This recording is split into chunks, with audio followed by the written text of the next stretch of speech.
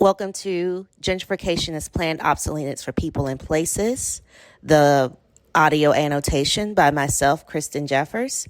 The subtitle of this post is, But I Refuse to Go Obsolete, as I refuse to go obsolete. These voice annotations will be slightly different from the posts. They're going to be on your podcast feed.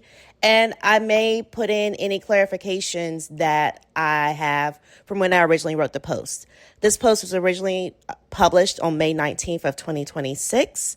And the lead image is of me on my back balcony deck in all black, including my pleather moto jacket, holding the Defying Gentrification playbook, kind of scowling at the camera, daring folks to make me obsolete. The fro is out today, and of course my purple glasses are on. I put on a little kind of that plummy red lipstick that they sell at Sephora that's giving rum raisin from the 90s. Anyway, let's get into the meat of this post. I was listening to Alex L's most recent Insight Timer meditation series. And on day 5 of the series, she talked about ways of being and relationships being obsolete. Not all in a bad way, but then sometimes you evolve and that makes things obsolete. Or maybe this is my reflection as I did said meditation based on her new book, The Company You Keep. Either way, I went down a deep dive of what it means to be obsolete or be made obsolete, especially in this current moment. And since I do care a whole lot about how gentrification has played into that feeling of being obsolete, that's what I wanted to share with you. I share a lot of big thoughts around people and places and things every week with the aim to build a culture of stewardship and community, no matter your zip code.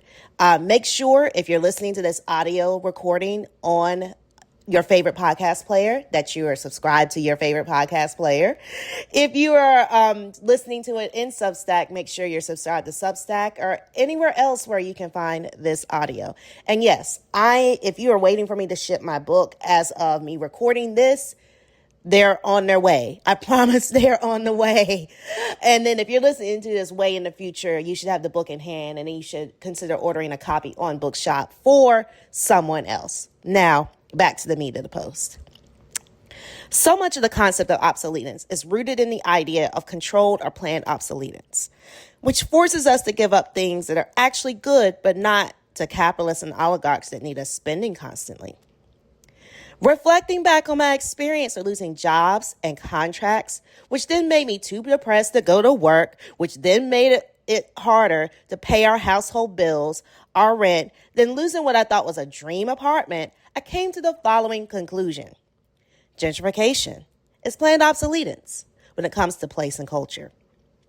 Policy leaders can aid major developers in claiming that a neighborhood is a slum, then tearing it down and building over it, but only because said neighborhood has a lot of black bodies doing well.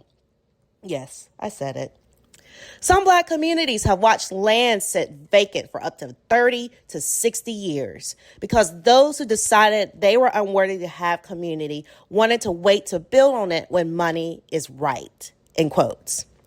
And yes, even when someone loses access to income from a job, it's still gentrification because often the person who is being replaced at work is black or another undesirable person of color, disability, or gender sexual diversity.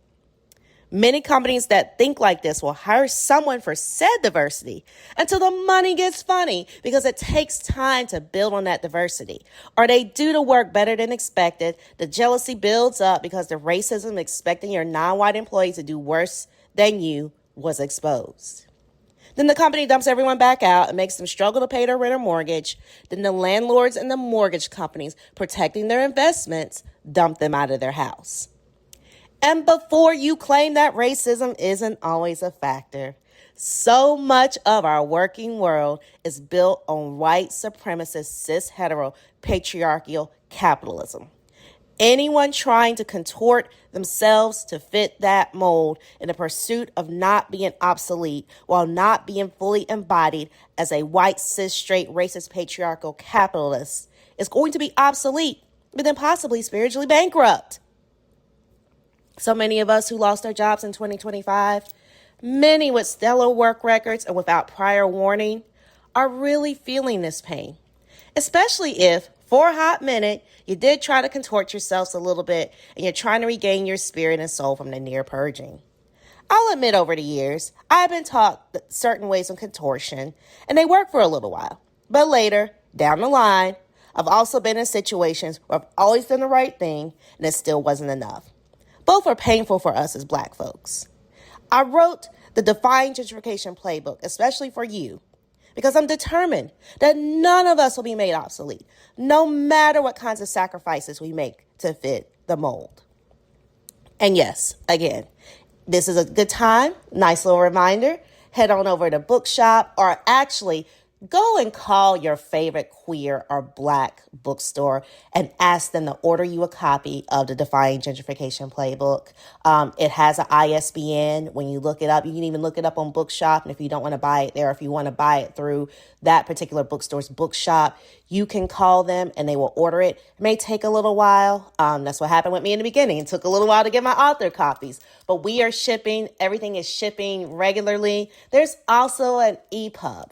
Note that that edition has some weirdness going on there, but don't worry.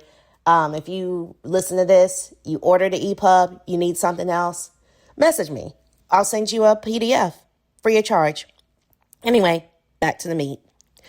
I also don't want us to be Luddites, but the way this change is happening is similar to what the original Luddites went through, and it's tempting. Having this lived experience of losing my job for saying no to being complicit, especially this past year, I often feel like a Luddite in the midst of this conversation around how gentrification is supposed to be a net positive. I've heard for years from middle-class Black folks across the diaspora that gentrification is what we need after we tore up our own neighborhoods. Never mind that tearing up came from a rage of being made obsolete after already having been enslaved in the labor we didn't choose, deny reparations for how said system wreaked havoc on us across multiple continents. And in this current moment, we are supposed to be okay with not being needed at jobs because we don't look or sound right, we do too much. How the machines are supposed to do us better at work and selling products on and offline and on music streaming sites.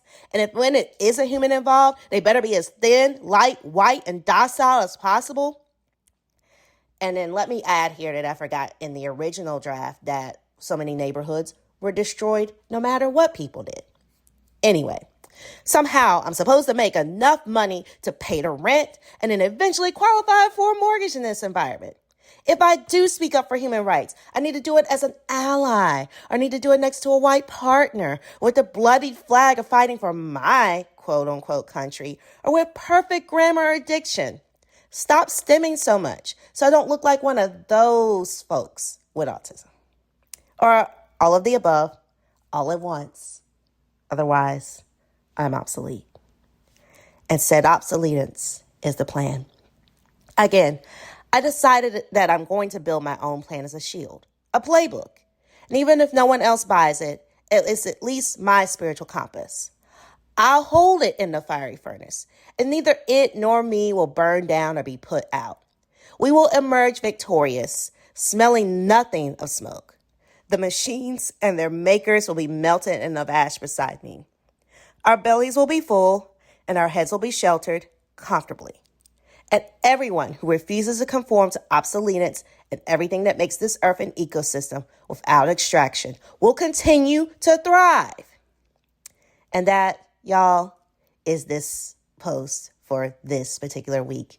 You have been listening to Gentrification is Planned Obsolescence for People and Places, but I refuse to go obsolete. This is a post on the Defying Gentrification Substack / newsletter. It's in addition to being on Substack, we're also on Medium. We're also on Patreon. And soon we will be headed back to our rightful home at defyinggentrification.com. But be patient with us. If you're listening far into the future, we're also there as well, defyinggentrification.com. And I am Kristen Jeffers, MPA, and I'm signing off for now. Definitely, if you like these annotated newsletters, if you want to read them, they're on where they are.